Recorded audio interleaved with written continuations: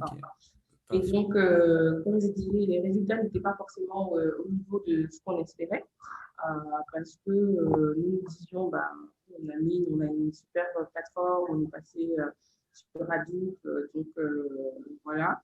Et quand on a évalué notre maturité, on est parti en fait selon euh, le modèle de maturité Big Data and IT du TMF Forum. Et du coup, selon ce modèle-là, je peux aller sur la slide 3. Donc, selon ce modèle, en fait, pour évaluer sa maturité data, il y a plusieurs axes, en fait. Il y a 4 axes qu'on étudie. Le premier axe étant tout ce qui est processus et gouvernance. Ensuite, le deuxième axe, c'est tout ce qui est organisation et compétences. Le troisième axe, c'est plateforme et outils. Et ensuite, stratégie et use case. Et ces axes-là, il y a plusieurs niveaux en fait, de maturité, niveau ad hoc, niveau leader innovant. Et effectivement, nous pensions à ce moment-là être très élevés, mais les résultats étaient vraiment très bas par rapport aux différents axes parce que effectivement sur la partie plateforme d'outils, on était assez avancé, on avait mis en place donc un environnement Big Data qui respecte d'ailleurs, on a au niveau du groupe une architecture qui s'appelle Big Data Common Core. Mais à ce moment-là, par exemple, les sources n'étaient pas intégrées par le Big Data. Il y avait encore des sources en silo. Donc, du coup, par rapport à la maturité, n'était pas extrêmement élevé. Et ensuite, sur les différents axes, on n'avait pas forcément commencé à travailler dessus de façon spécifique au sein de l'entreprise. Ça veut dire qu'on n'avait pas forcément de processus bien structuré, on n'avait pas forcément de référentiel de données qui existait. Au niveau des compétences d'organisation, on n'avait pas un modèle opérationnel qui était élaboré. On n'avait pas de clarification claire de responsabilité au global entreprise. Ça pouvait se faire au niveau de certains départements. Et on n'avait pas de stratégie claire de use case non plus pour savoir au niveau d'entreprise on devait aller. Et effectivement, c'est là où l'importance en fait, de faire une évaluation de maturité. Ça permet en fait de s'assurer, et important aussi que cette évaluation de maturité se fasse par des tiers, donc soit un cabinet externe, soit une autre entité. Nous, par exemple, on vient d'un grand groupe, donc au niveau du groupe, on a une direction data et IA. Donc, on a, nous, la possibilité, en fait, de ne pas forcément passer par un cabinet externe, mais de passer par d'autres, des référents qu'on a au niveau du groupe pour nous faire l'audit. C'était très important de le faire. Pourquoi? Parce que dans la démarche, en fait, d'évaluation, euh, il y a plusieurs interlocuteurs internes qui sont, euh, qui sont rencontrés. Et ça permet en fait d'avoir le retour des sachants, si je peux dire ça, les personnes qui travaillent sur la data au day-to-day. Donc, ça va être les équipes côté BI, ça va être les équipes côté métier qui ont des data scientifiques, des data mineurs dans leur équipe data engineer, etc. Mais ça va aussi permettre en fait, de rencontrer les users finaux, ça veut dire les métiers, bah, les personnes qui sont par exemple à la direction marketing, qui vont être à la direction de la distribution, l'expérience client, etc. Et qui, dans leur activité en fait, de tous les jours, ont besoin de données. Et ça permet en fait de faire cette analyse 360 pour voir si vraiment par rapport à tous ces axes-là, quelle est la vraie maturité que vous avez. Et de là, une fois que cette maturité elle est élaborée, ça permet de voir où vous situez, ce qui va, ce qui ne va pas. Et ça permet aussi, en fait, pour le cabinet en question qui vous accompagne, de vous aider à faire un plan d'action en fait, court terme sur les différents éléments que vous pouvez mettre en place sur un court moyen terme. Et ensuite, au niveau de l'entreprise, ça permet en fait de se projeter pour se dire, bon voilà, je quitte de tel niveau, j'envisage, je peux rester sur la slide avant, j'ambitionne de me projeter à tel autre niveau. Donc, c'est vraiment très structurant. Nous, ça nous a vraiment aidé, hein, parce que ça nous a permis de mettre en place les premières actions, pardon, notamment en termes de gouvernance. Ça nous a aidé à prendre certaines actions au niveau de la gouvernance, notamment à faire vraiment un modèle opérationnel pour déterminer qui fait quoi, qui est responsable de quoi à quel moment. Ça nous a également aidé à pouvoir aussi faire du lobbying en interne qui y a un chief data officer qui soit lui, parce qu'on n'avait pas à faire l'assessment. Et du coup, il y avait une distribution des responsabilités au sein de l'entreprise. Et ça nous a aidé également à vraiment comprendre qu'on n'avait pas une vraie stratégie en fait de la donnée et de pouvoir vraiment s'asseoir et d'écrire cette stratégie-là. On a fait une première stratégie à 2 ans et je vais en parler un peu plus en détail par la suite. Et ensuite, maintenant, on est sur la stratégie à 5 ans qui a été développée. Une fois qu'on a fait ça et que ça nous a aidé, donc nous, on s'était projetés sur un certain niveau en disant, voilà, on est à tel niveau aujourd'hui, voici où on se projette. Et entre-temps, tu peux aller sur la slide suivante. Donc ça, c'était en 2017. On a commencé à vraiment travailler dessus de façon nette en 2018. On a eu à peu près encore entre 7 et 8 mois de flottement, donc il n'y a pas forcément eu de prise de décision. Et il y a eu des changements aussi au niveau des équipes qui travaillent sur le sujet. Et donc, c'est vraiment la fin 2018 qu'on a commencé à mettre en place les recours qu'on a eu suite à notre évaluation de maturité. On a commencé à mettre en place tout ce qu'il fallait en termes de gouvernance, en termes de recrutement, en termes de process, etc. Et donc, en se mettant aussi un plan d'action en fait, sur 2 ans pour un peu régler les basiques.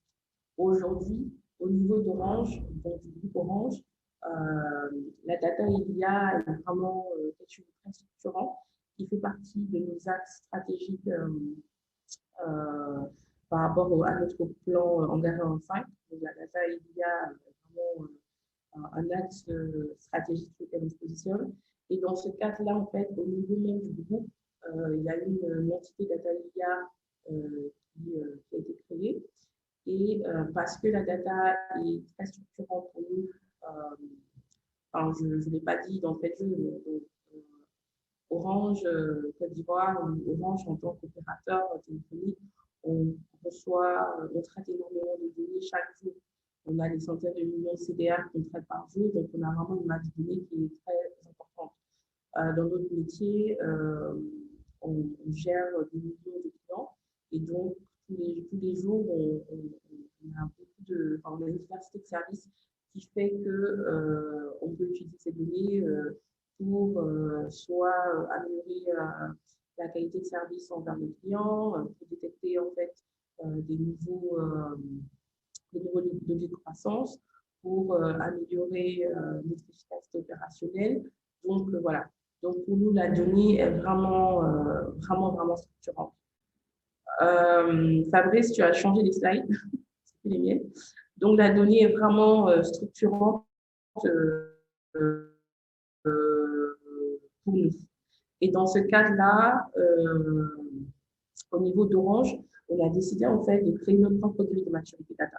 Donc par rapport il y a 3 ans où on était plutôt sur le forum, aujourd'hui on a créé notre propre grille de maturité. Cette grille de maturité enfin pour vous montrer à quel point en fait c'est vraiment structurant pour nous. Cette grille de maturité a été élaborée en fusionnant en fait plusieurs travaux. Un, en partant de la nouvelle grille de maturité du TMF Forum, en allant aussi sur des travaux qu'on a fait avec Accenture et en rajoutant aussi des axes qui nous semblaient structurants. Et donc, par rapport à l'ancienne grille sur lesquelles on était, on y a rajouté des aspects d'IA, des aspects de cloud, etc.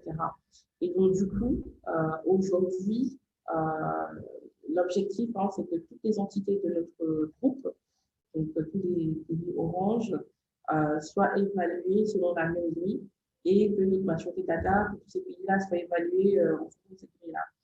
Et donc, et l'idée aussi, c'est de se challenger. On a des ambitions en termes de niveau de maturité à réaliser notre plan pour arriver, bien sûr, on veut être parmi les meilleurs dans notre secteur. Et donc, aujourd'hui, en cette grille, je ne peux pas, par mesure de confidentialité, je ne peux pas vous mettre tout le détail Voilà. Par contre, on vous a mis les différentes dimensions, les différents axes, donc la stratégie, la gouvernance, la data, les aspects technologiques et tout ce qui est people. Et en fait, au sein de ces différentes grandes dimensions, il y a ce qu'on appelle les sous-dimensions.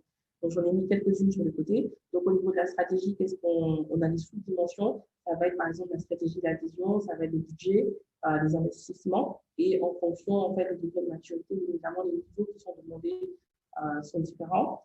Au niveau de la gouvernance, donc, ça va être tout ce qui est cycle de vie de la donnée, modèle opérationnel, gouvernance, pas au sens de gouvernance de la donnée, mais gouvernance au sens des instances.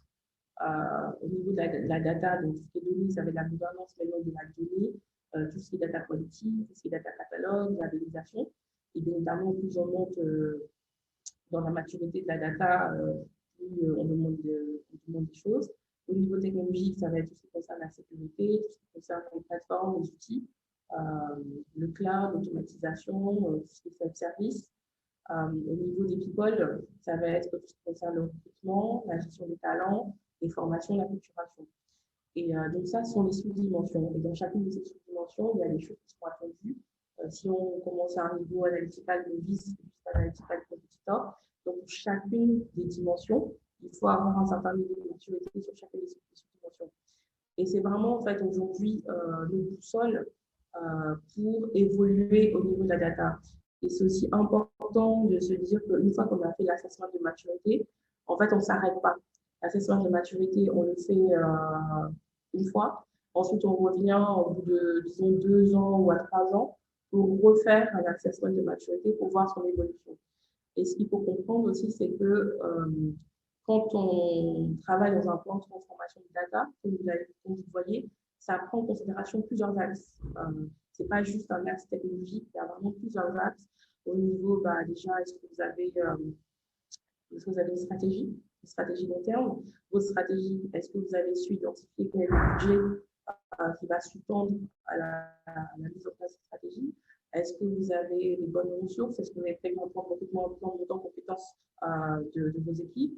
Au niveau de l'évolution de vos plateformes, est-ce que vous avez pu utiliser ce qu'il fallait pour qu'il y ait la bonne puissance de calcul, la bonne puissance de stockage, etc. Est-ce que vous avez mis en place tous les bons outils pour la labellisation des données, pour la qualité de la donnée, etc., etc. Donc, en fait, le fait de faire justement cet assessment de maturité et ensuite se confronter par rapport à l'assessment, par rapport à un modèle de maturité, voir dans ce projet, est vraiment structurant pour vraiment réussir en fait sa transformation data. Et du coup, donc, et c'est ça aussi qui va vous aider à commencer à avoir une vision claire de où vous vous projetez, où vous souhaitez aller en fait au niveau en termes de maturité en fait, de la donnée. Slide suivante. Et du coup, donc rapidement, avant de passer sur justement cette partie un peu vision, les points clés, c'est de comprendre que c'est important de faire une évaluation de maturité. C'est important de le faire par un cabinet ou des interlocuteurs externes. Pourquoi? Parce que ça permet d'avoir vraiment un regard externe et pas des parties pris. Quand c'est souvent fait par des gens en interne, bon, on va dire que c'est un peu le bébé, notre bébé. Donc, on a tendance à ne pas être complètement, à avoir un peu des biais dans notre évaluation et toujours prendre en compte certaines considérations qui font qu'on n'est pas vraiment, comment dirais-je, on n'a pas vraiment les idées claires, on va dire, sur ce qui se vit, notamment dans les confrontations qu'on peut avoir avec le métier. Donc, c'est important que ce soit un cabinet externe qui vienne le faire et qui le fasse vraiment par rapport à une grille qui soit très claire et que vous ayez une matrice en fait qui vous serve de sol. Le cabinet va vous aider à faire un plan d'action à court terme ou moyen terme de ce que vous voulez faire. Et ensuite, c'est à vous, en tant qu'entreprise, de dire, OK, par rapport moi, à mes besoins, par rapport à mon marché, etc., et comment je me visualise, voici la projection de niveau de maturité que j'envisage. Et ensuite, vous allez définir en fait, un plan d'action, excusez-moi, un plan stratégique pour atteindre en fait, votre ambition. C'est également important de faire la veille sur le marché parce que comme vous avez vu, nous, par exemple, par rapport à l'extensibilité des variations et de la nouvelle, ça a changé parce que le marché a évolué, les technologies ont évolué. Et du coup, en fait, nous, si on évolue avec, ce qui fait que notre grille de maturité, elle s'enrichit. On a intégré, à l'époque, on parlait surtout de la data, aujourd'hui, on parle de l'IA. Donc, c'est d'intégrer en fait des axes qui prennent en considération l'IA, qui prennent en considération le cloud. Et l'idée, c'est qu'une fois que vous avez fait ça et que vous avez déployé votre plan stratégique, c'est de faire une évaluation en fait, de maturité au bout de 2-3 ans pour s'assurer que vous avez vraiment évolué et que vous allez dans le bon sens par rapport aux ambitions que vous avez données. Une fois que cette évaluation elle est faite, vous allez maintenant passer sur l'élaboration en fait, de votre plan stratégique. C'est la suivante, de votre plan stratégique. Nous, chez Orange, c'est la suivante. Donc, nous, chez Orange, on a fait le choix d'élaborer notre plan stratégique en gardant les différents axes de du modèle de maturité, en fait. Et comme je disais, notre premier plan strat, on l'avait fait donc à 2 ans par rapport à notre première évaluation de maturité. Aujourd'hui, on a plus de recul, on a plus d'expérience sur le sujet. Et donc, du coup, on a aussi une vision très claire. On a pu, donc, grâce à tout ça, grâce à tout ce travail qui a été fait pendant un peu plus de 2 ans, 2 ans et demi, on a une vision très claire de où nous nous trouvons et de où on va atterrir. Et du coup, on a fait le plan stratégique à 5 ans aujourd'hui. Et le plan stratégique, vraiment, il garde les différents axes de notre modèle de maturité. Et au-delà de ça, ça c'est la première chose, c'est de prendre le plan donc, par rapport au modèle de maturité, mais également il faut prendre en considération en fait les priorités du business. Donc, sur certains axes, comme les axes de gouvernance, les axes data,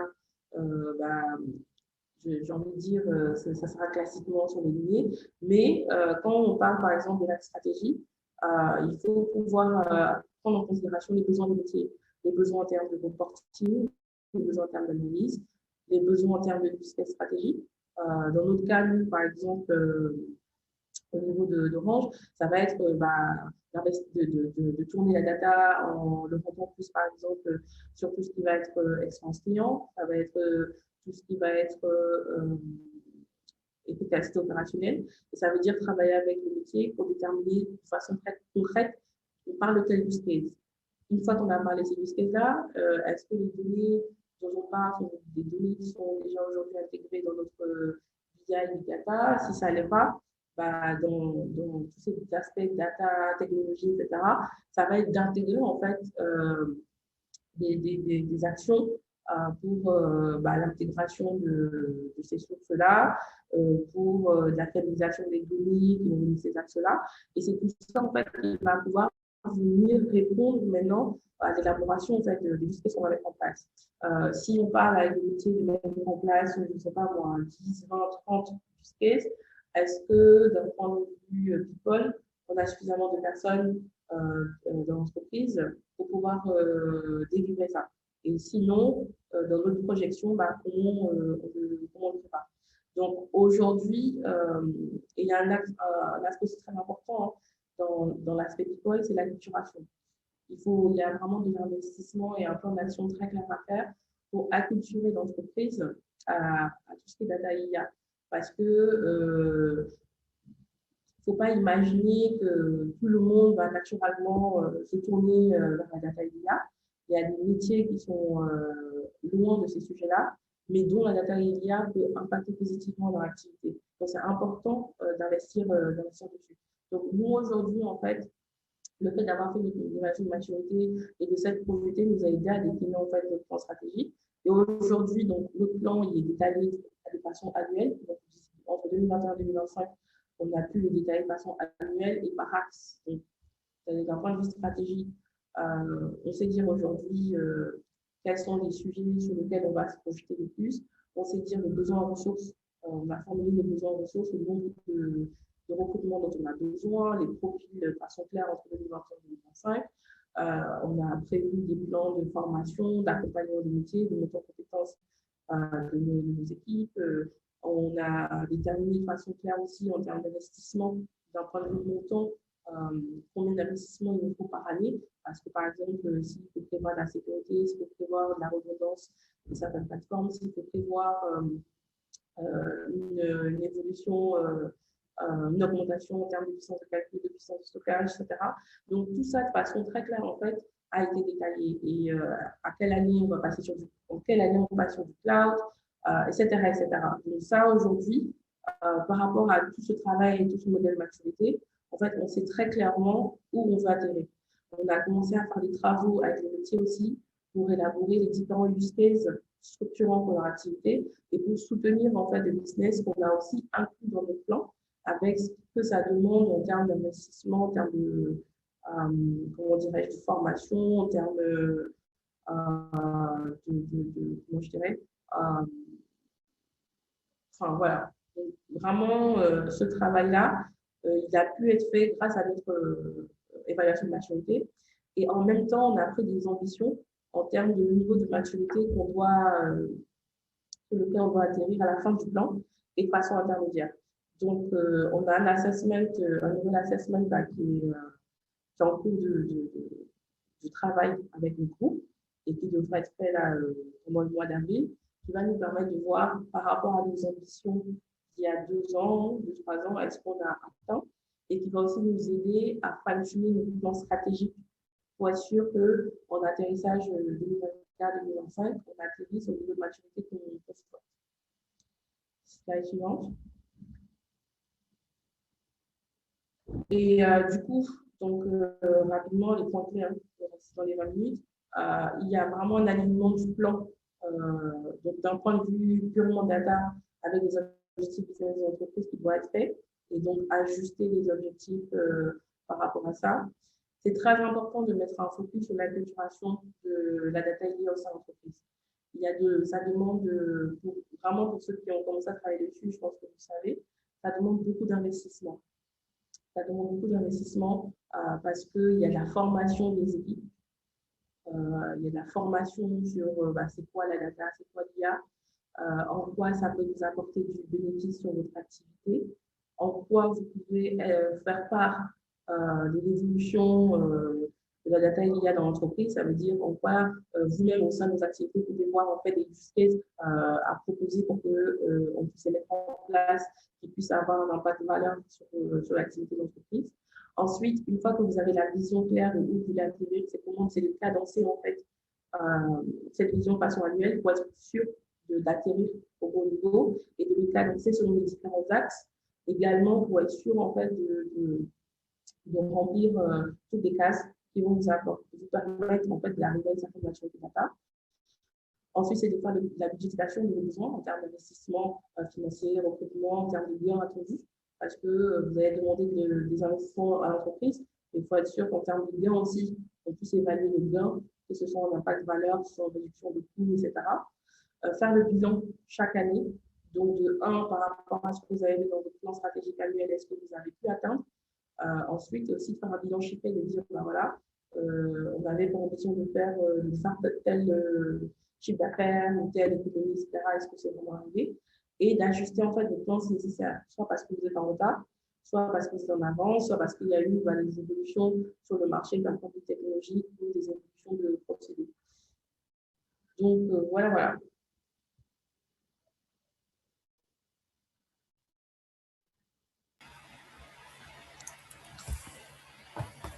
Ok, génial. Merci beaucoup, Stella, pour cette intervention qui nous a permis justement de voir à quel point c'est important d'évaluer sa maturité data et surtout derrière de pouvoir définir un plan stratégique à court, moyen, long terme en fait.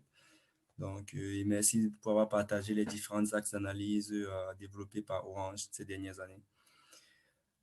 Donc maintenant, je vais laisser la parole à Vincent.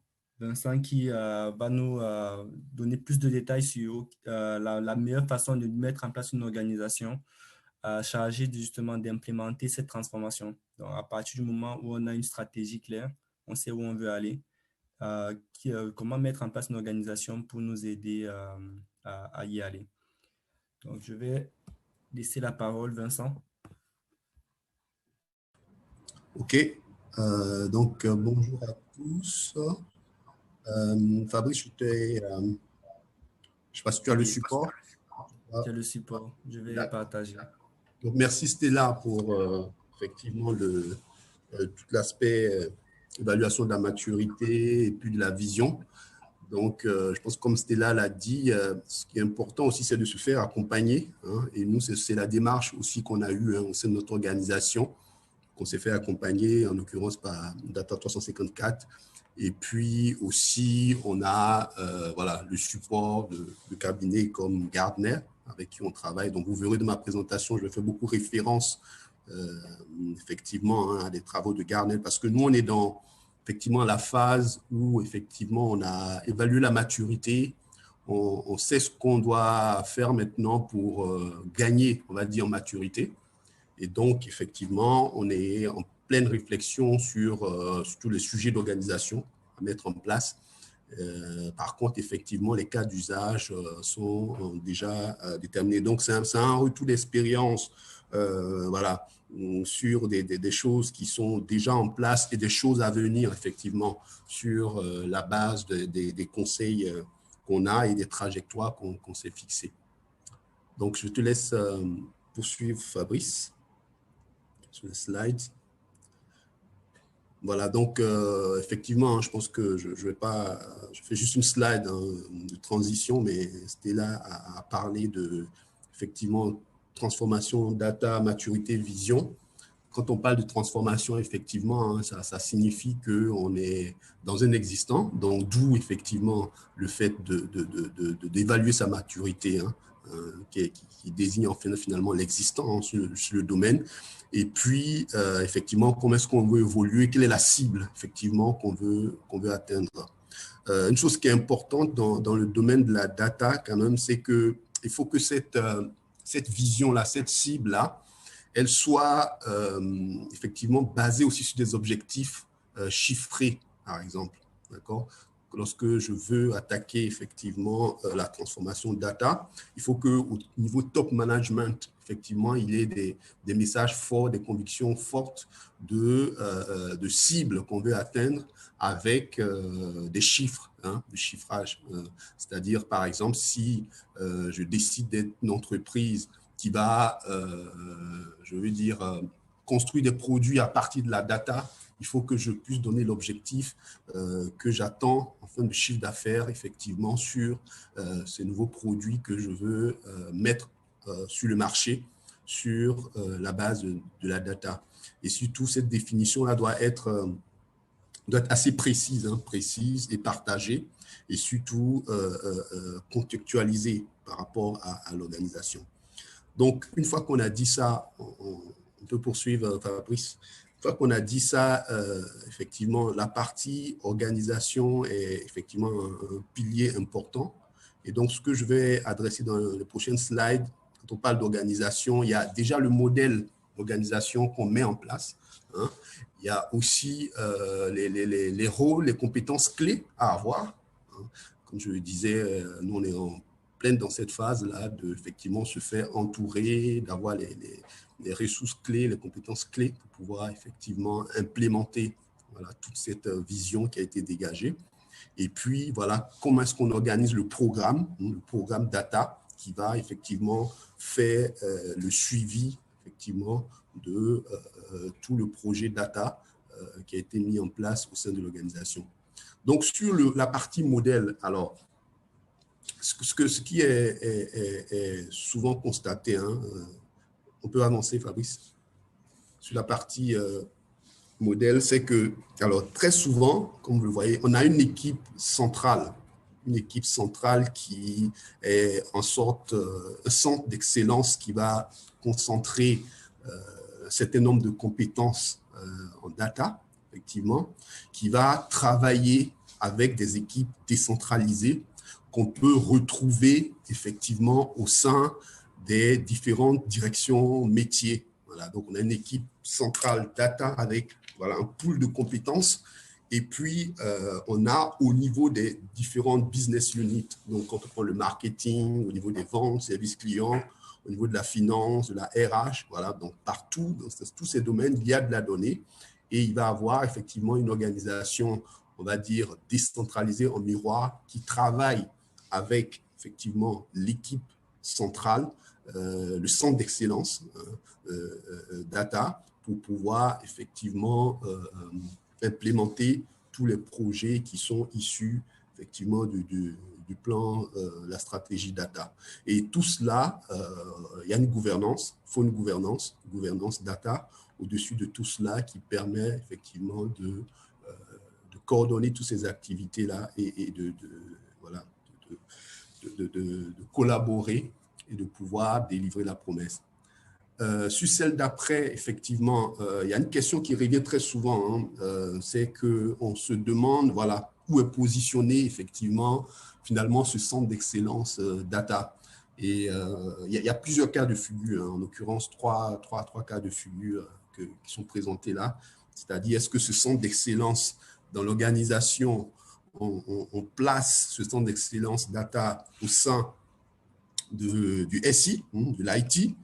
Est-ce que effectivement c'est un mix effectivement IT métier ou est-ce que c'est complètement en dehors effectivement de l'IT effectivement?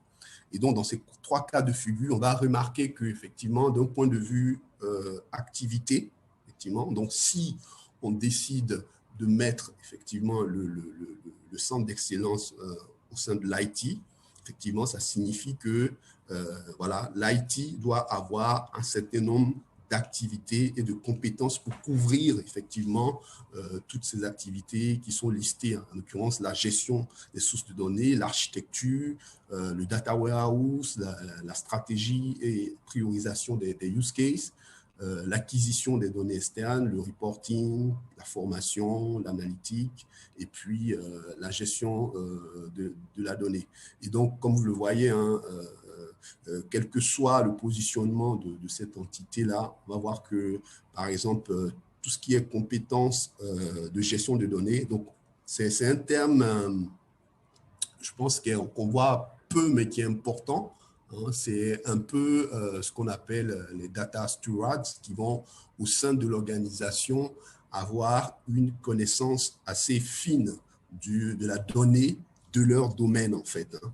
Et on voit que, voilà, quel que soit le modèle qui est choisi, voilà, ce sont des personnes qui sont orientées vraiment métier et qui ont la maîtrise de la donnée de leur domaine.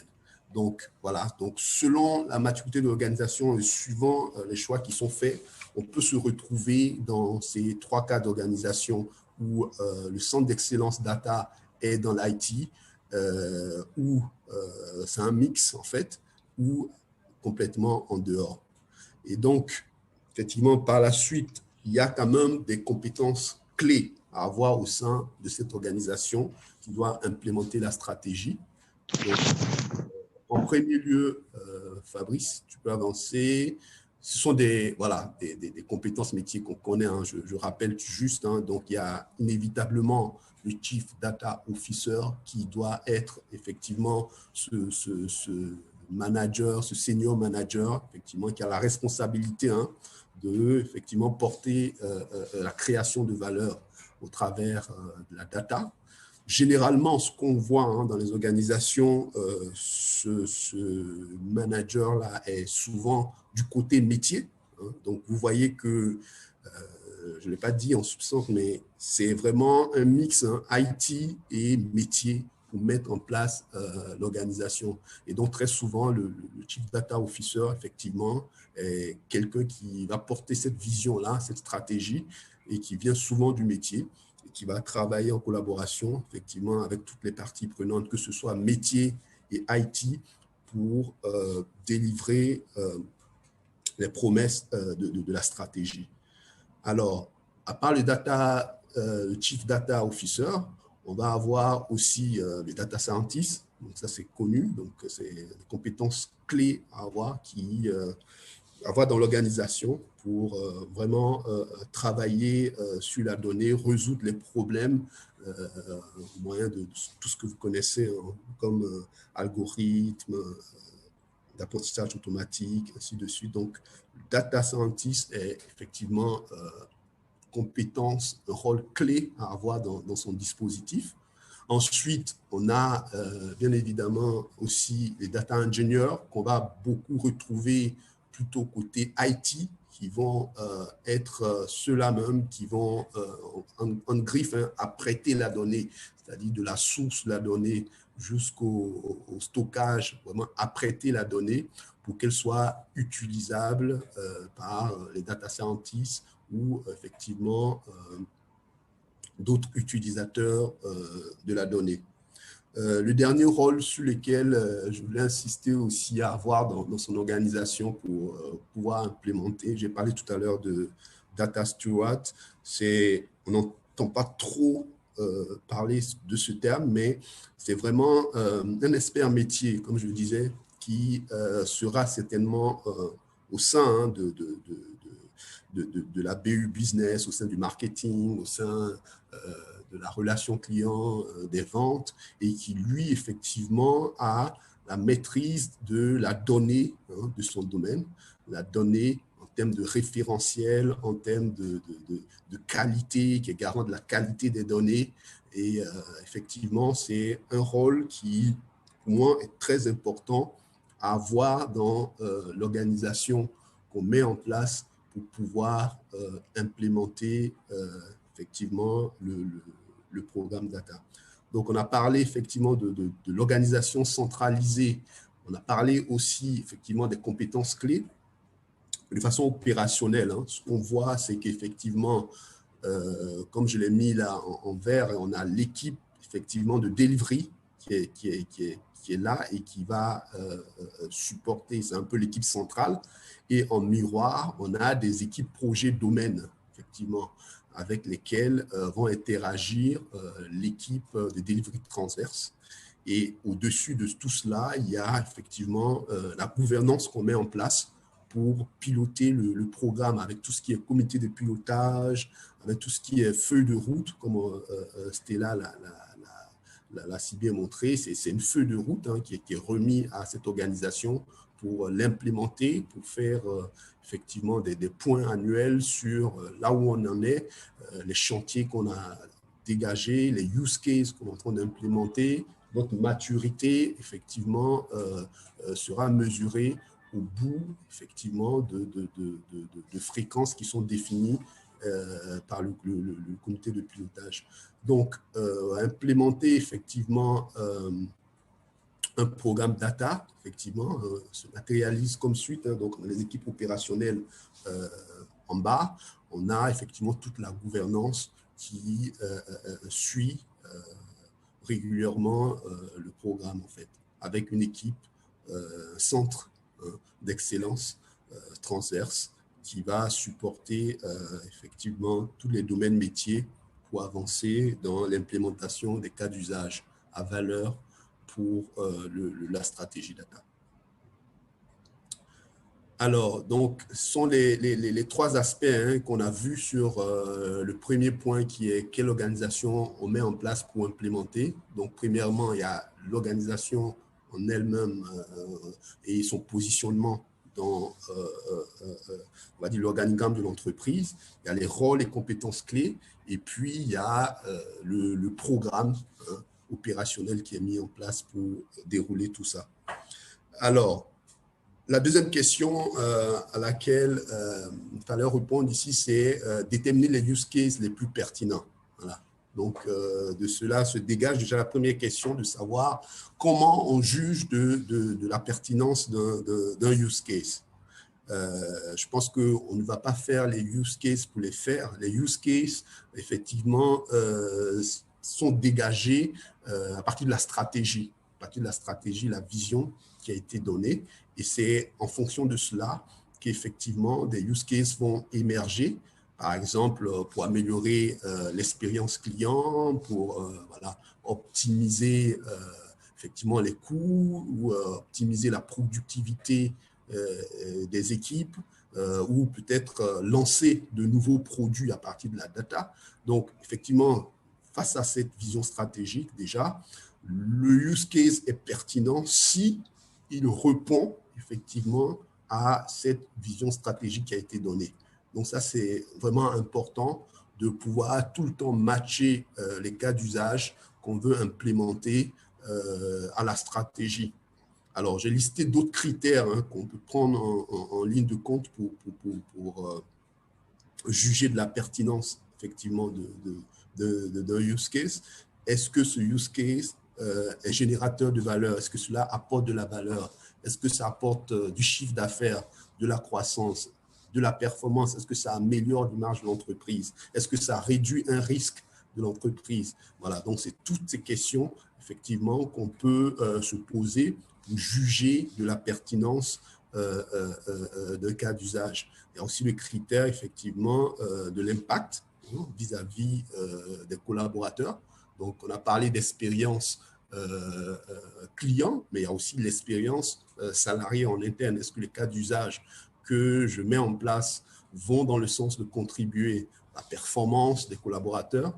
Ça aussi, c'est très important. Il y a aussi la partie, effectivement, difficulté de mise en œuvre. Et donc, le coût, le délai, c'est-à-dire que c'est un croisement de critères finalement.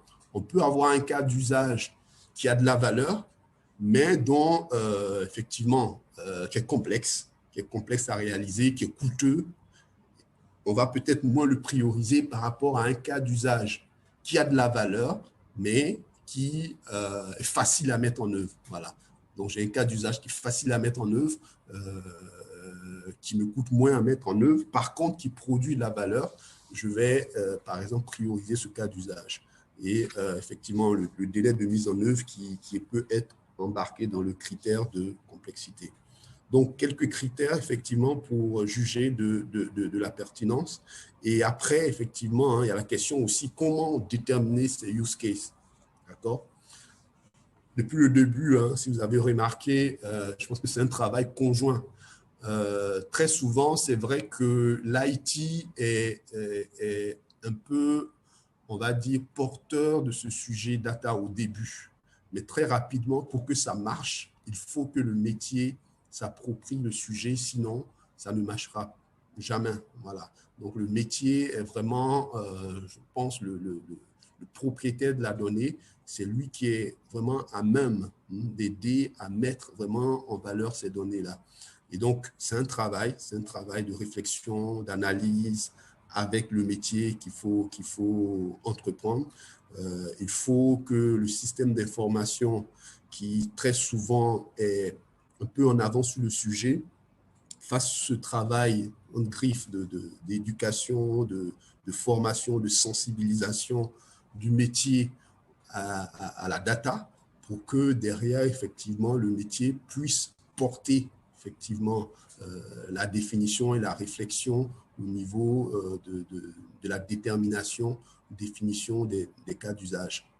Et pour terminer, j'ai mis un slide qui permet, par exemple, de montrer comment est-ce que peut effectivement se formaliser une fois que c'est défini, les cas d'usage. Alors, souvent, différents critères, donc des critères techniques, de faisabilité technique, et puis aussi des critères d'apport business en termes d'optimisation, en termes de compétitivité de l'entreprise par rapport à ses concurrents, ainsi de suite. Voilà. Donc, une fois qu'on a défini effectivement son portefeuille de use case, on va les prioriser et puis après, on rentre effectivement dans l'implémentation en fonction effectivement de cette priorisation qui a été faite. Voilà un peu ce que j'avais voulu partager avec vous sur ces 2 points. Donc, comment mettre en place une organisation pour implémenter cette transformation-là, et aussi comment est-ce qu'on détermine les use cases qui sont pertinents, qui vont supporter effectivement cette stratégie qui a été définie. Merci beaucoup. Ok, génial. Merci beaucoup, Vincent, pour cette belle présentation. Donc, qui nous permet de voir à quel point c'est important, et surtout qui donne des idées de mise en place d'une organisation data, et surtout également comment après identifier les différents use cases et prioriser ces différents use cases à mettre dans la feuille de route de transformation data. Donc, merci encore à Vincent et Stella pour ces présentations. Donc maintenant, en fait, je vous propose à tous de pouvoir poser des questions à Vincent, à moi et à Stella autour des sujets qu'on vient d'évoquer.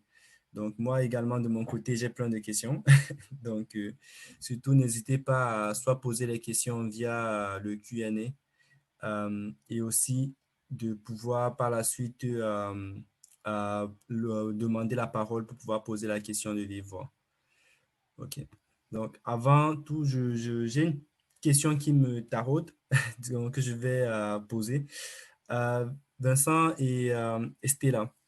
Donc, la plupart des participants, j'imagine tous les participants tous ceux qui participent à ce talk, en fait, ils travaillent dans des organisations et souhaitent, voilà, effectuer une transformation data. Mais sachant que dans cette organisation, on a des organigrammes en place, donc on a une organisation en place, on a une stratégie en place. Comment est-ce qu'on peut aligner la stratégie ou l'organisation data avec ce qui existe actuellement? Donc, comment aligner une stratégie data, comment créer une stratégie data qui soit alignée à la stratégie de l'entreprise? Et pareil pour l'organisation, est-ce que vous avez des conseils par rapport à ça?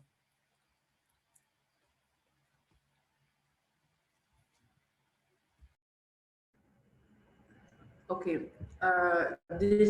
Déjà, l'ambition en fait, de la transformation de data va aussi dépendre des moyens de l'entreprise.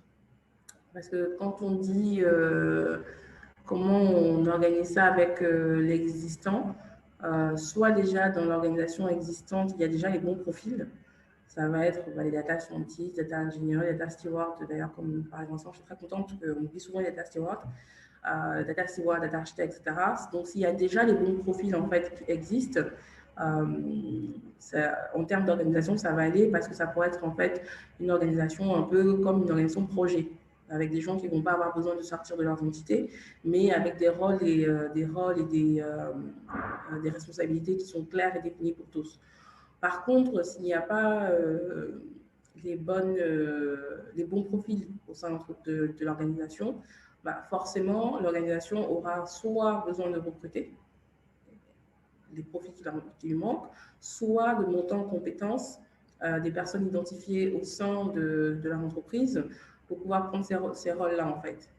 Donc, on ne peut pas rester exactement à ISO organisation, sauf si on a déjà des bons profils. Mais en général, quand on fait justement l'évaluation de maturité, on se rend compte qu'il peut y avoir des profils qui manquent, notamment au niveau des profils de gouvernance, ceux qui vont gérer les instances de gouvernance, ceux qui vont pouvoir élaborer les data catalogues, etc., etc.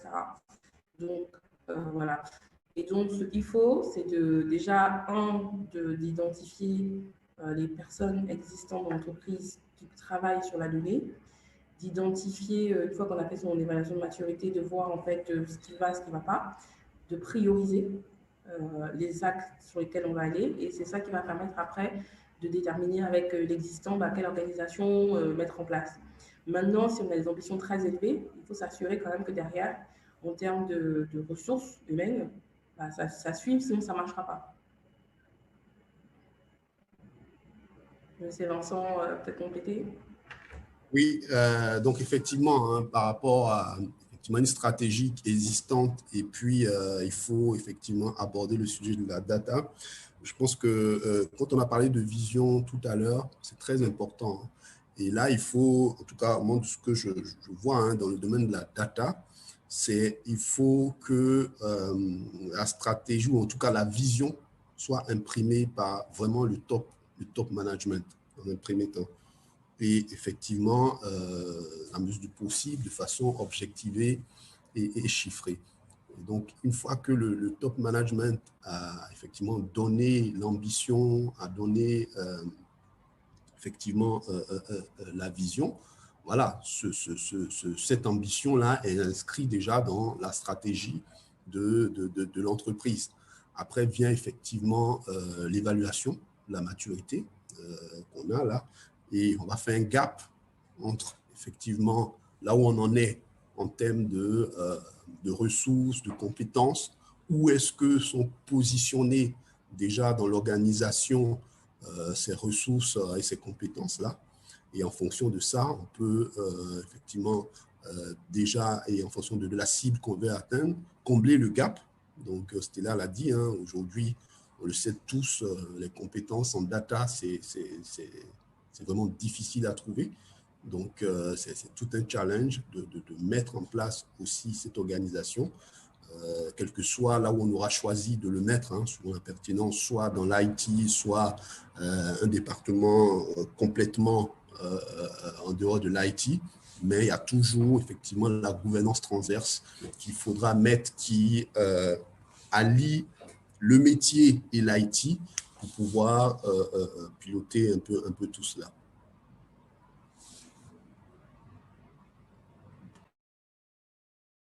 Ok, très bien. Merci beaucoup pour vos réponses. Je vais passer à la question suivante qui est posée par Babacar Diouf et qui demande en fait qui est responsable de déterminer la complexité et la valeur d'un use case.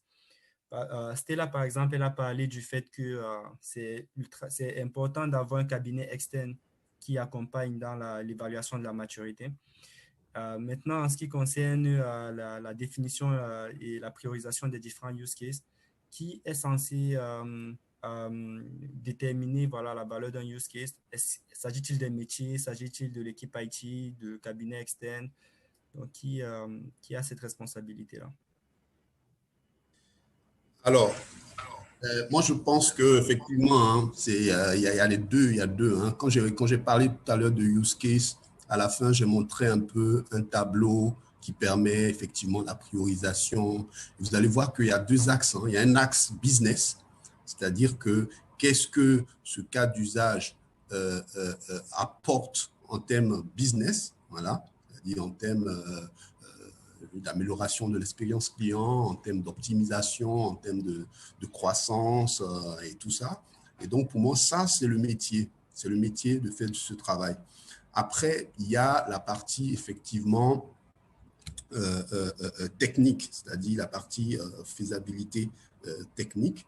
Là, effectivement, on va regarder plutôt du côté, bon, je ne sais pas dire forcément l'IT, parce que dans certaines organisations, les data scientists peuvent se retrouver côté métier, mais je veux dire, là, c'est le centre d'excellence dont j'ai parlé tout à l'heure qui regroupe un certain nombre de compétences techniques sur la data qui vont effectivement faire le scoring pour évaluer la complexité. Et ce sont les deux combinés, hein, donc l'évaluation métier et l'évaluation du centre d'expertise, les deux combinés qui vont permettre effectivement de mettre les priorités.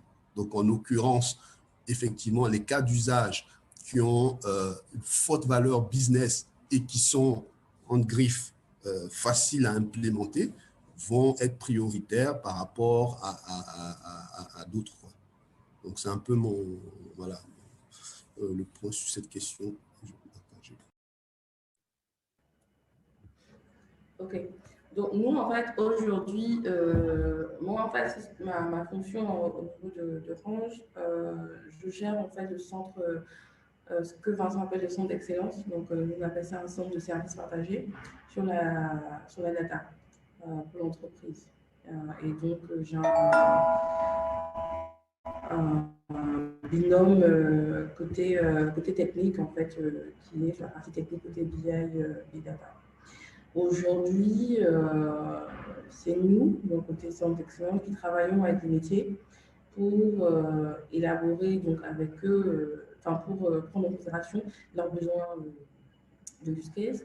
Et par rapport à notre plan stratégique d'entreprise, on élabore aussi des propositions de use case parce que souvent pour le métier, ça peut être compliqué de déterminer un use case.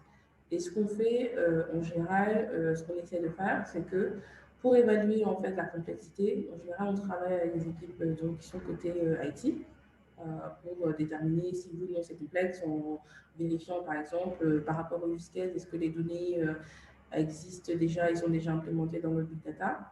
Si c'est déjà implémenté dans le big data, en général, voilà. Est-ce que c'est des données qui sont dans des sources qui ne sont pas encore intégrées en fait au niveau de la big data? Et du coup, ça va demander des travaux déjà, de faire un contrat d'interface, d'entrer dans les données parce qu'on ne les connaît pas, etc., etc. C'est tout ça qui va déterminer en fait la complexité. Et donc, on travaille avec une équipe IT pour dire oui, c'est complexe ou pas. Ensuite, par rapport à la valeur, en fait, nous, on fait un business case. En fonction, donc, on travaille avec les métiers pour déterminer des user stories par rapport au use case. Et après, on essaye de déterminer, en fait, de faire un use case. Parce que comme moi, dans mes équipes, j'ai aussi des data analysts et des chargés de performance, etc. Donc, on connaît assez bien en fait, les chiffres de la boîte, on connaît assez bien ce qui se passe dans l'entreprise. Donc, on essaie de faire un business case pour voir en fait quels use cases peuvent être les plus rentables. Après, il y a aussi des use cases où la rentabilité, après, ce qu'on décide aussi, c'est de prendre en considération les use cases qui ne sont pas forcément, comment dirais-je, qui ne vont pas forcément développer le plus de valeur, mais pas avoir un impact en termes d'efficacité opérationnelle. Parce que c'est aussi important en fait, pour le métier d'avoir des use cases qui permettent de gagner du temps, par exemple en raccourcissant des process, etc. Donc, par rapport à tout ça, en fait, on fait et après, on regarde qu'est-ce qui rapporte plus d'argent, qu'est-ce qui est complexe et on fait une priorisation. Et ce qu'on fait également après, c'est de valider en fait les use cases prioritaires par le métier, par le business. On a des revues de validation de roadmap. Donc, on propose chaque année en fait une roadmap où il y a les projets, les use cases, etc. Et après, on a comment dirais-je, des allers-retours avec le métier pour valider en fait notre roadmap annuel. Voilà, parce qu'il y a tout le monde, mais après, il y a aussi prendre en considération les ressources qui sont disponibles pour allouer à ces use cases. Ok, très bien. Merci pour ces réponses très claires. Donc, j'ai une autre question concernant la conduite du changement.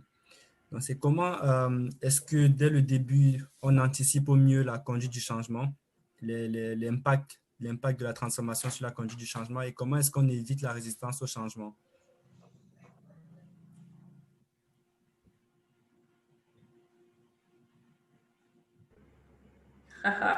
Très très bonne question. Très très bonne question parce que nous on est en plein dedans. Vraiment, hein, faut vraiment se dire que la conduite au changement pour la data, c'est très long. C'est très long. C'est long et c'est compliqué. Et il y a beaucoup de résistance. Euh, de base, bon, je pense que dans la plupart des boîtes, c'est la même chose. Les gens sont habitués à avoir leur reporting, faire leur analyse, poursuivre leur activité. Et quand on vient parler de use case, de big data, d'intelligence artificielle, etc., pour beaucoup, ce sont des concepts, c'est compliqué et ils n'essayent pas vraiment de comprendre. Il y a tout un accompagnement à faire pour que l'entreprise, donc à tous les niveaux, hein, ce n'est pas que forcément les salariés, mais vraiment tous les niveaux du top management jusqu'en bas, il y a beaucoup de travail pour faire comprendre aux gens l'intérêt de faire cette transformation d'activité et aussi de les embarquer dedans. Donc, ça passe par de la sensibilisation, ça passe par de la formation, ça passe par la mise en place de use cases structurants sur leur périmètre où ils voient un vrai intérêt. Donc, voilà, c'est assez long. Nous, par exemple, on a mis en place des choses au sein de l'entreprise. On a des comités de data user, on a des comités de gouvernance. On fait venir le métier pour comprendre c'est quoi les règles de gouvernance. On a des instances de sensibilisation, de partage sur des choses qu'on a lancées. On a par exemple une data days. Une data days où on des use cases qu'on a fait avec des démos, etc. etc. Et là, on a mis en place des formations pour différents niveaux différents niveaux de maturité des personnes. Par exemple, je suis avancée, je suis débutante sur le sujet, donc on a des formations. Et là, d'ailleurs, bientôt, on a des capsules qui ont été faites au niveau du groupe. On va faire des formations obligatoires pour tout le monde sur la data et l'IA, que chacun puisse comprendre en fait c'est quoi, de façon simple, et comment en fait ça vous impacte dans votre activité. Mais c'est vraiment, ça prend du temps, il faut être patient. C'est comme tout changement, hein, les gens n'aiment pas changer, ils aiment bien être dans leur zone de confort. Donc forcément, là, on vient avec des nouveaux concepts, des nouvelles choses, on demande de revoir la façon de faire, etc. Donc forcément, voilà. Mais il faut prendre ce temps-là. C'est important parce que si l'entreprise n'assimile pas, n'accepte pas, ils vont pas, ça va être difficile après en fait de lancer les différents projets, etc. Et c'est important parce qu'il y a vraiment une mine d'or en fait avec la donnée. Donc c'est important que chacun des métiers le comprenne. Parce que même si on dit que oui, on peut lancer des use cases sur le métier, sauf qu'à un moment donné, c'est le métier qui applique.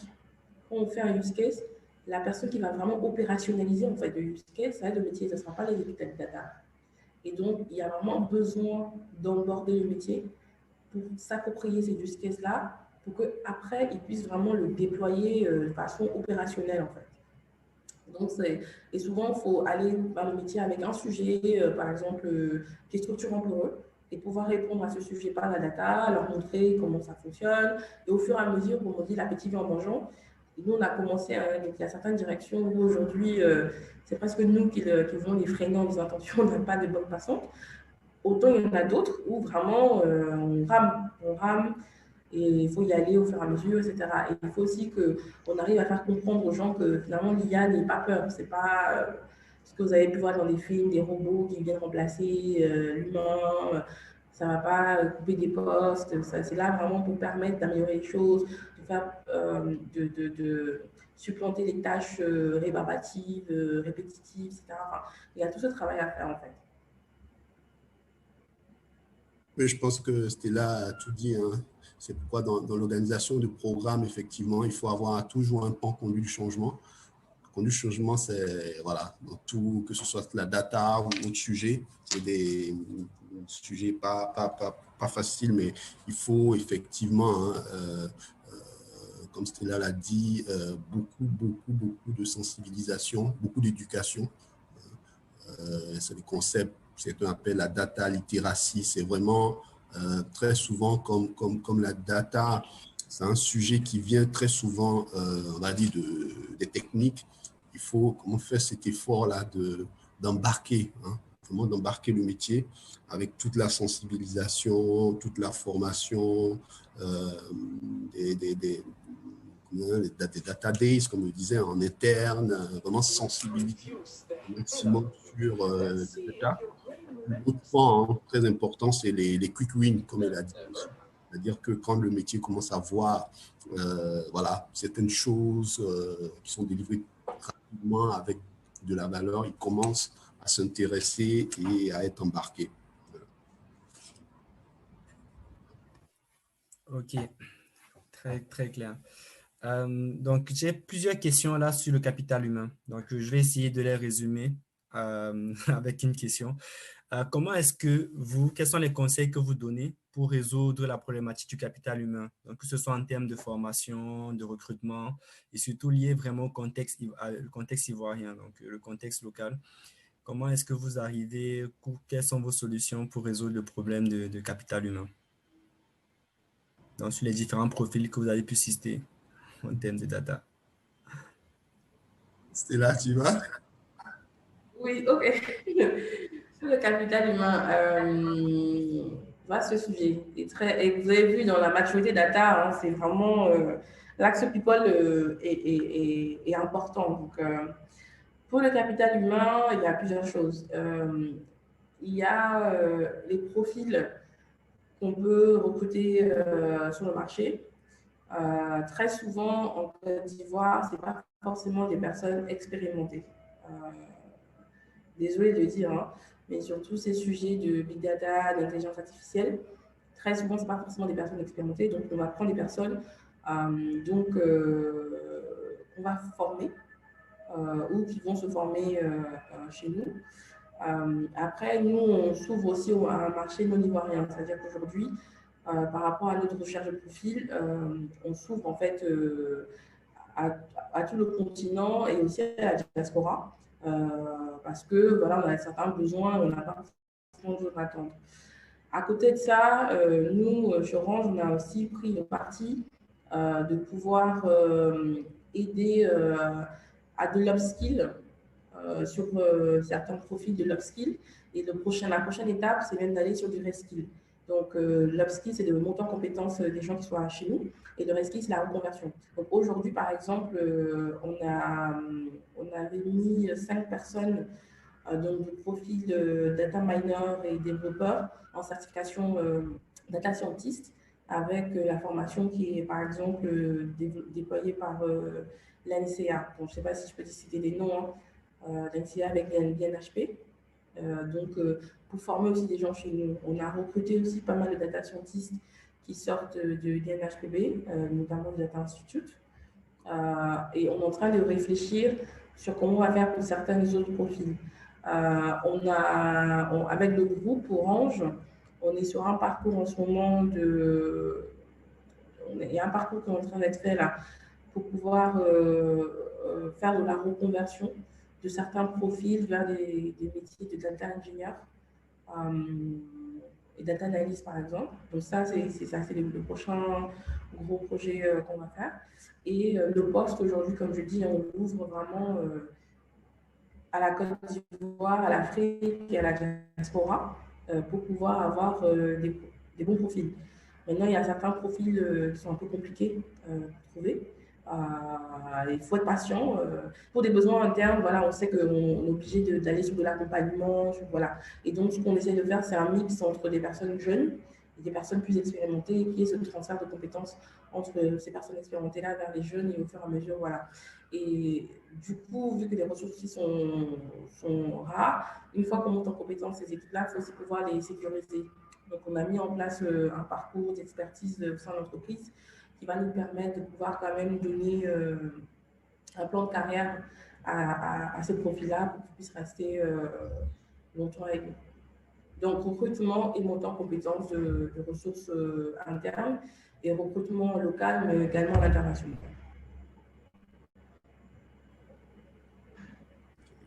Moi, en deux mots, hein, justement, c'est pareil. Hein, je veux dire, effectivement, on essaie de faire monter en compétences les équipes BI, déjà, qui sont un peu déjà proches du domaine, donc en interne. C'est de faire monter compétences sur les sujets data.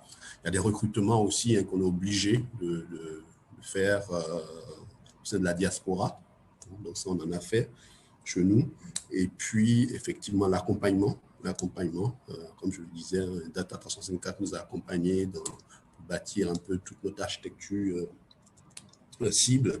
Et puis, il y a les relations aussi qu'on est en train de tisser, effectivement, avec des écoles sur place comme l'INPHP, où chaque année aussi, on prend effectivement des stagiaires sur voilà, 1-2 ans et qui, voilà, pour certains, restent avec nous pour continuer l'aventure.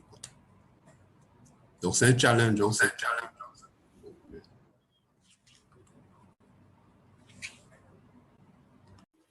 Ok, ouais. Non, effectivement, le capital humain est un vrai challenge dans la transformation data. Je trouve que c'est aussi l'occasion de saluer le travail remarquable fait à l'INPHB, par exemple, et dans d'autres formations data qui voient le jour, comme à l'NCA. De saluer également l'implication d'entreprises comme la GS2E, CIE, Sodeci et Orange qui financent le Master Data Science de l'INP depuis quelques années. Donc, c'est des travaux à saluer et justement à encourager pour faire émerger justement les data scientists, les acteurs de la data à venir de demain en Côte d'Ivoire. OK. Donc, sur ce, je vais enchaîner avec une autre question. Donc, la question, c'est comment définissez-vous une bonne maturité data? Mais justement, je pense qu'elle permet justement de pouvoir poser la question de qui définit la bonne maturité data. Donc, qui définit la vision stratégique? Est-ce le DG? Est-ce le board? Est-ce le CDO, le Chief Data Officer? Donc, d'après vous, qui doit définir la vision stratégique et la cible en termes de maturité data d'une organisation? Bon, je pense que ça va dépendre peut-être des entreprises. Chez nous, c'est le CDO avec l'appui du data value leader ou du data leader technique en fait, qui projette la vision data en fait. Bon, nous on propose en fait, on propose la vision qui est validée ou complétée par le management parce que, bon, pour notre cas, ça va être, je pense que ça peut être compliqué de demander que ce soit le DG, etc. parce que ils ne sont pas forcément dans ces sujets-là. Donc, il faut qu'il y ait des personnes qui soient vraiment, en fait, dans le sujet de la donnée et qui maîtrisent assez bien le sujet de la donnée. Donc, qui, en général, est plutôt le chief data officer. Donc, voilà.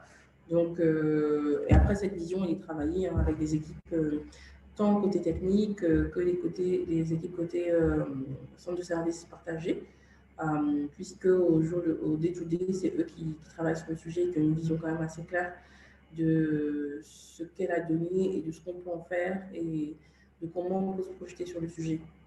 Et le dernier mot, c'est le chief data officer.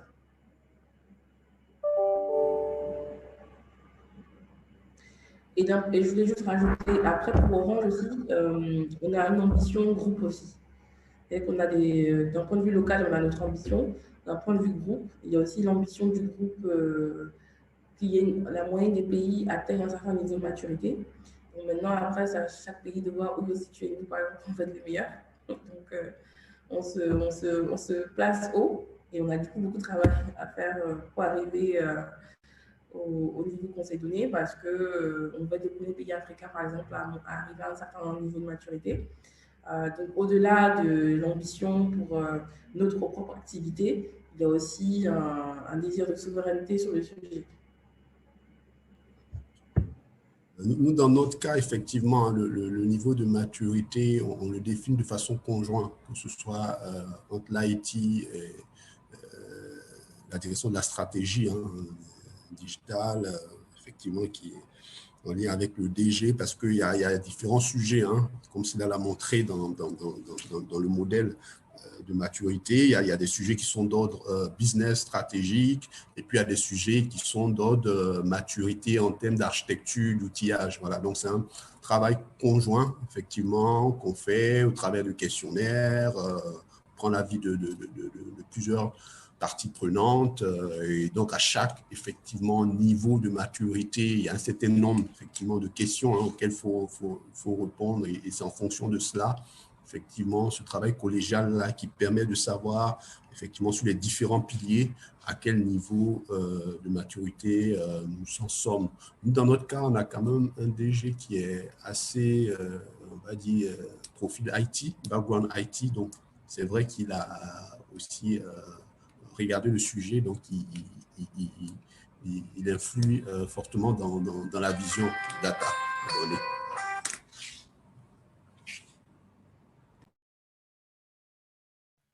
Ok, génial, génial. Donc, en fonction des organisations, on voit très clairement que la stratégie n'est pas portée par exactement les mêmes personnes. Mais dans tous les cas, il faudrait que la stratégie soit vraiment alignée avec la vision groupe, la vision de la vision même de l'entreprise, dans la stratégie globale de l'entreprise.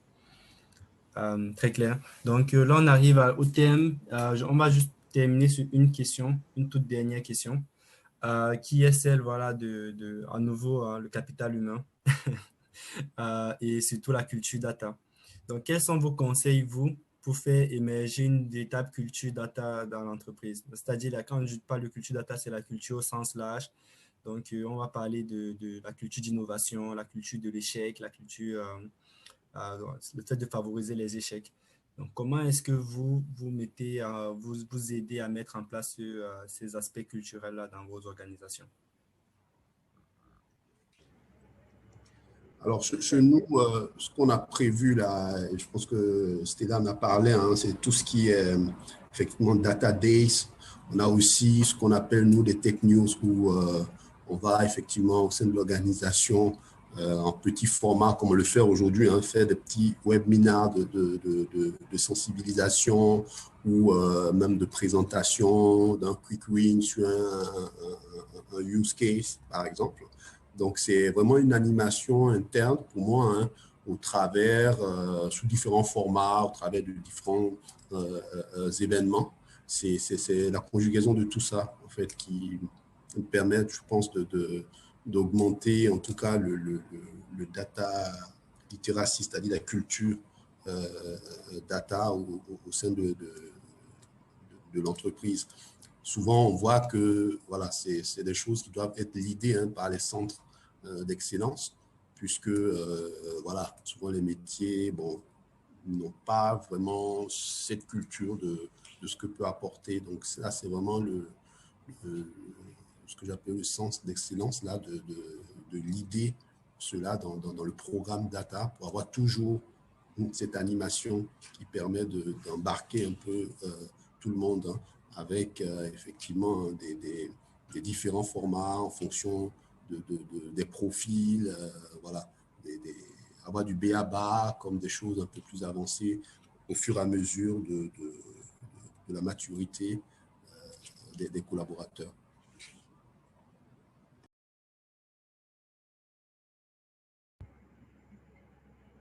Oui, enfin, je pense qu'on a répondu à la question tout à l'heure. Donc, c'est ça. Ok, ok, top.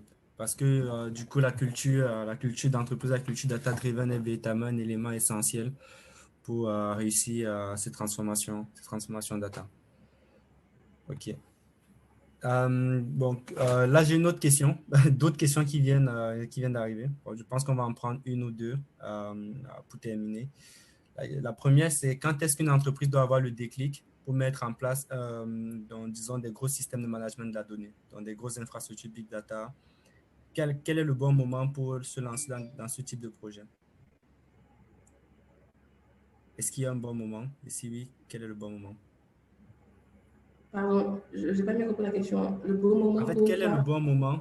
Est-ce qu'il y a un bon moment ou alors quel est le bon moment pour lancer l'investissement vers des gros projets disons, des gros projets de mise en place d'infrastructures big data, euh, des gros projets de mise en place D'accord. d'architecture big data? Bon, je vais dire que ça dépend aussi, ça dépend de la taille de l'entreprise et ça dépend aussi des données que brasse l'entreprise. C'est-à-dire, si l'entreprise n'a pas trop de données à gérer, je ne suis pas sûre que ce soit une bonne idée d'aller investir dans des grosses infrastructures. Il y a des solutions light sur du cloud, par exemple, qui existent aujourd'hui, qui peuvent peut-être répondre aux besoins des petites entreprises. Maintenant, quand on est dans une entreprise qui génère beaucoup de données euh, et, et qui génère beaucoup de données et où elle sent qu'elle peut puiser de la valeur, enfin, elle peut puiser de la valeur en fait dans l'utilisation de ces données-là, là, ça vaut le coup. Je pense qu'il y a quand même un business case à faire, de se dire versus ce que j'ai investi et versus ce que j'attends en fait des données. Je pense qu'il y a un business case à faire qui va dire si oui ou non ça vaille le coup ou pas d'investir. Il faut quand même savoir que ça coûte très cher d'investir sur des plateformes big data. Ça coûte très cher, très très cher. Et en plus, après, il y a quand même la maintenance à payer. Et ensuite, plus on stocke la donnée, plus ça demande d'avoir de l'espace, plus on a des modèles qui tournent, plus on a des choses qui tournent, plus ça demande la puissance de calcul. Et tout ça, en fait, c'est de l'investissement.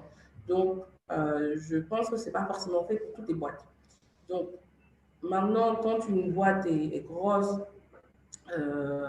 et génère beaucoup de données et sent qu'elle a la capacité en fait de pouvoir tirer de la valeur de ces données-là, là oui, ça vaut le coup d'investir. Donc, il faut faire le business case en fait. Nous, par rapport à notre métier d'opérateur, on a des millions, comme je disais tout à l'heure, des centaines de millions de CDR par jour. Par rapport à notre activité, c'était très structurant en fait. Et tout à fait normal d'aller sur tout ce qui est data et IA. Et quand on voit aujourd'hui que le sujet est porté à bras le corps au niveau groupe, c'est pour montrer à quel point c'est structurant dans notre activité. Donc forcément, ça fait sens.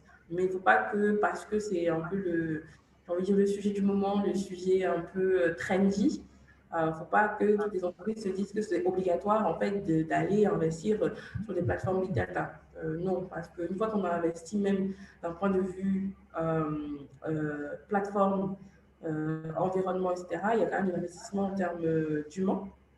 Il faut avoir les bonnes personnes.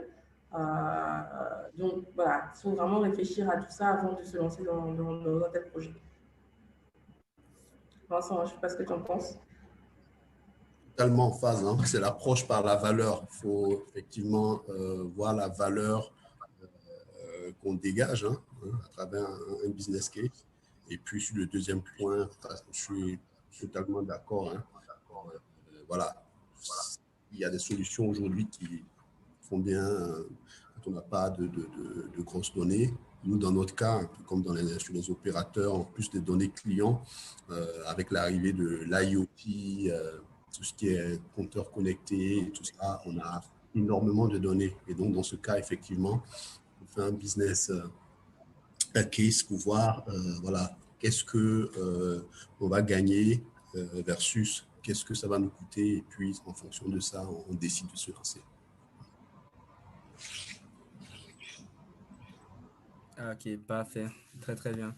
Donc, en résumé, donc, il faut éviter les business cases, on va dire, de suivre la mode, mais se concentrer vraiment sur les business cases qui génèrent de la valeur pour l'entreprise. D'où vraiment cette étape-là de priorisation, de définition des use cases et de définition de leur impact dans l'entreprise et la valeur business qui ramènerait.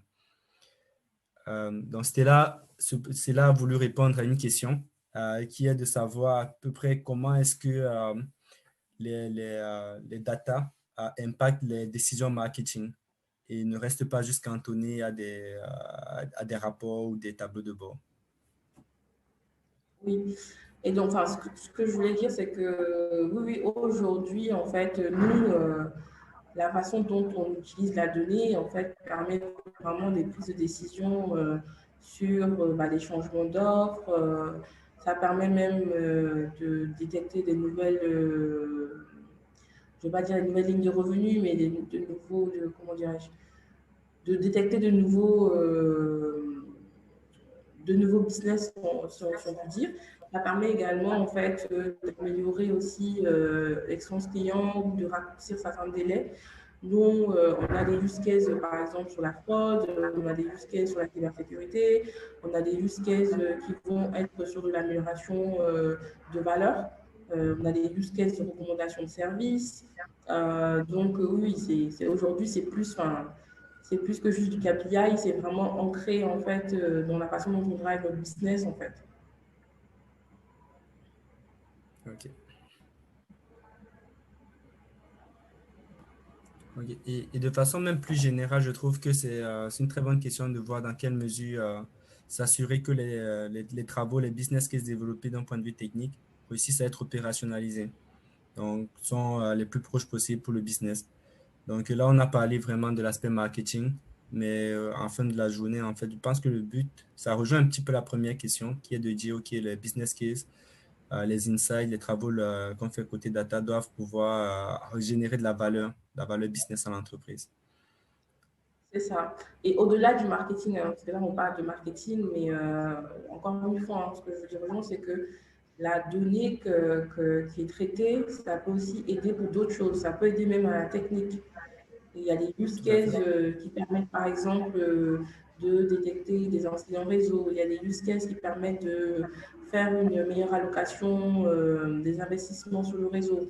Il y a des use cases qui permettent de raccourcir des délais quand on fait une installation ou quelque chose. Enfin, voilà, ce n'est pas que du marketing au sens aller sur des offres, etc.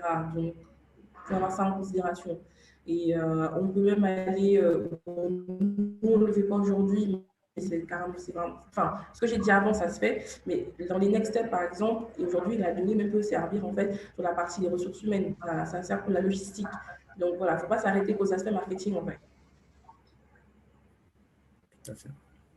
Oui, pour donner quelques use cases, hein, nous, dans le domaine eau, électricité, c'est pareil, hein. Aujourd'hui, la qualité de l'eau qui est monitorée en temps réel à partir de capteurs qui remontent la donnée, c'est très important.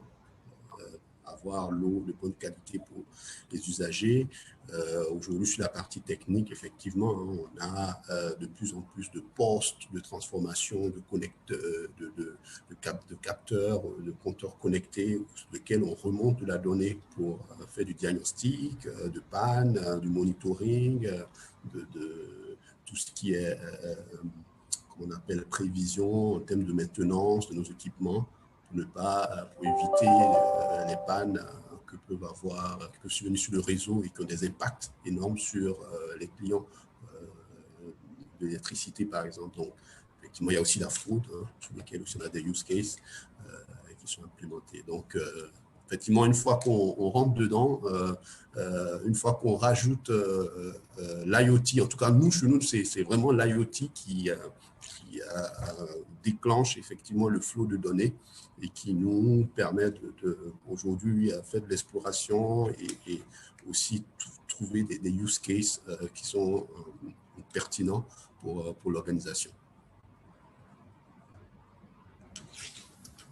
Ok, parfait. Je pense qu'on va prendre la toute dernière question parce qu'on a déjà pas mal débordé sur le temps.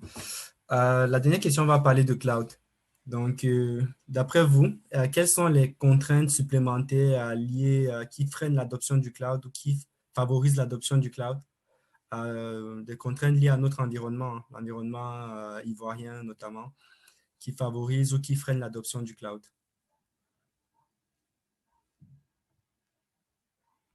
Alors, là, on parle de cloud de façon générale, hein, c'est ça?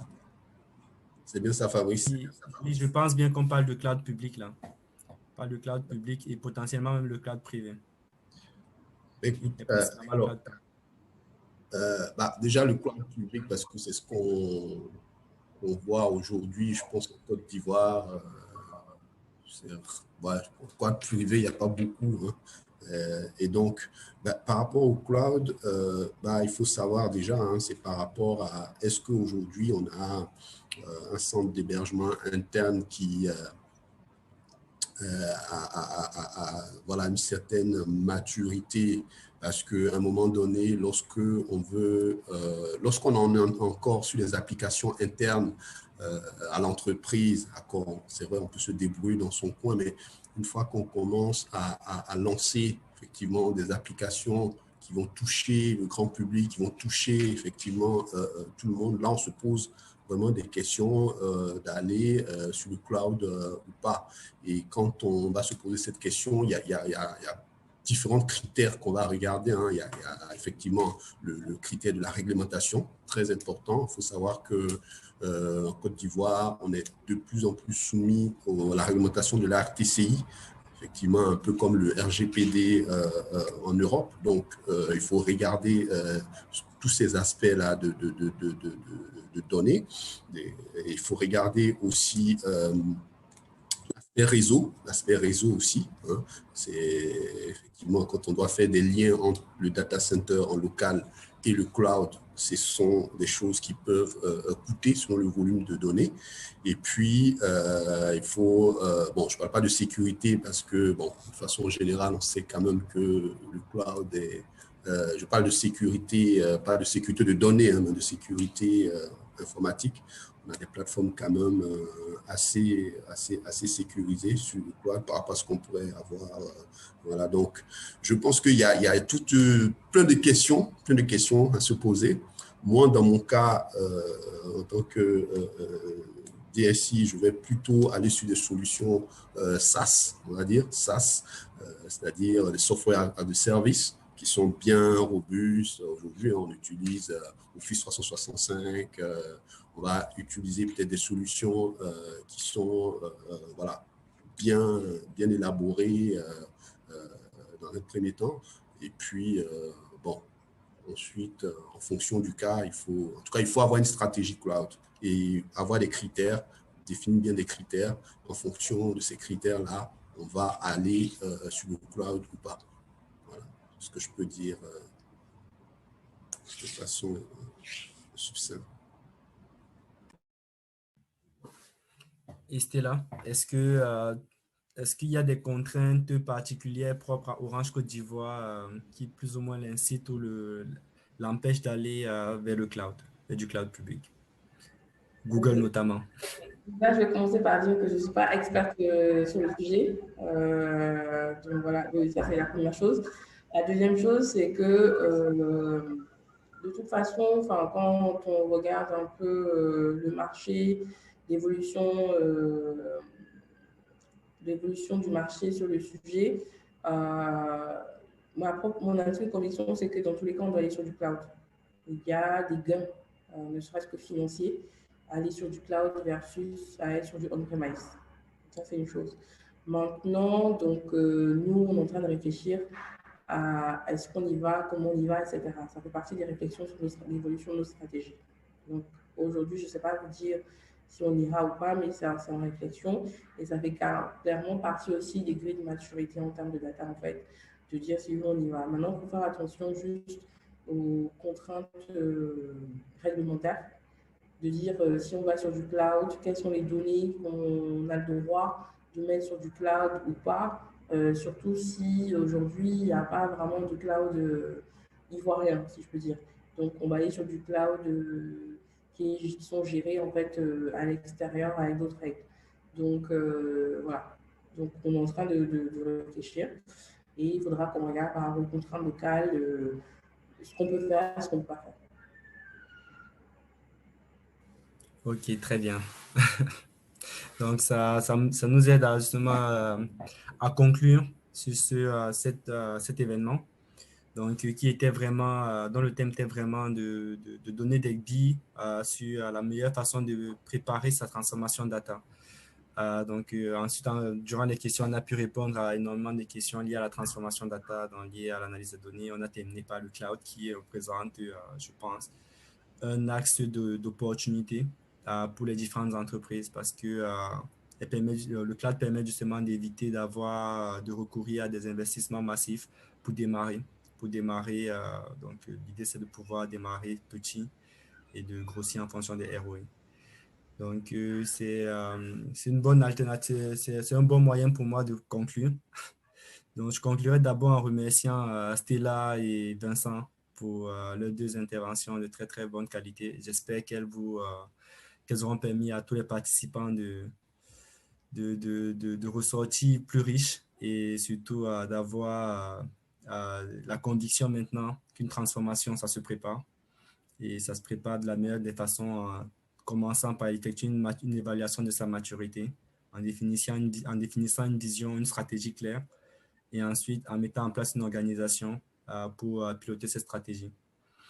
Donc, merci encore Stella, merci Vincent et merci à vous tous d'avoir participé. Donc, on vous donne rendez-vous pour la prochaine édition du Data Talk. On communiquera par la suite une fois qu'on aura choisi un thème. Et aussi, n'hésitez pas à proposer des thèmes, proposer des idées de sujets, des formats différents pour les prochaines éditions. Donc, merci à tout le monde. Merci d'avoir participé. Et rendez-vous à la prochaine épisode. Merci, à bientôt. Merci. Bye bye.